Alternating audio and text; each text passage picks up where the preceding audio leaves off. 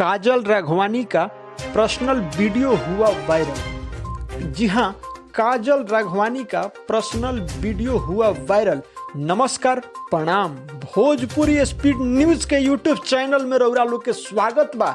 जी हाँ, रउरा लोग के बता देहल चाहत हई कि भोजपुरी इंडस्ट्रीज में आए दिन एगो ना एगो कलाकार यानी एगो ना एगो अभिनेत्री या एक्ट्रेस के वीडियो वायरल होखे के खबर रउरा लोग के सुने के मिलेला। वैसा ही कुछ समय पहले से एगो खबर सोशल मीडिया पर काफी ट्रेंड कर रहल बा कि काजल राघवानी जी के भी पर्सनल वीडियो वायरल हो रहल बा।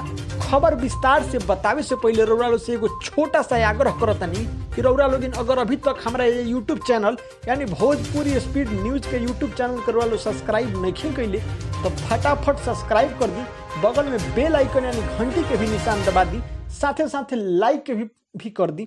रउरा लोग के बता देहल चाहते हैं कि कुछ समय पहले से सोशल मीडिया पर एगो काफी से जोरों शोरों पर एगो खबर चल रहल बा कि काजल राघवानी जी के पर्सनल वीडियो वायरल हो गई बा। ई कहाँ तक सच्चाई बा, इस सच्चाई के पुष्टि हम रउरा लोग के बीच करे जा रहल बानी।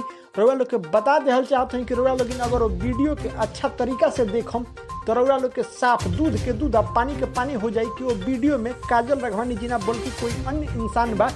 जी हाँ, रउरा लोग के बता देहल चाहत हई ओकर वीडियो के रउरा लोग अगर नहीं देखले तो बिना वीडियो देखले रउरा लोग कोई भी इंसान के बारे में लांछन मत लगाई, सच्चाई जानी तह तक जाई। ओकरा बाद में कोई व्यक्ति के बारे में रउरा लोग प्रकाश में बात डाली कि जी हाँ, रउरा लोग के बता देहल चाहत हैं रउरा लोग अच्छा तरीका से पहले वो वीडियो के देखी, ओकरा बाद रउरा खुद ब खुद मालूम भी चल जाई कि वो वीडियो में काजल राघवानी जी ना बल्कि कोई अन्य इंसान बा। जी हाँ, ऐसा खबर जाने सुने खातिर रउरा लोग हमारा ये यूट्यूब चैनल के जरूर सब्सक्राइब करी, लाइक करी, कमेंट करी, अपन ढेर सारा प्यार ये यूट्यूब चैनल पर बनाई।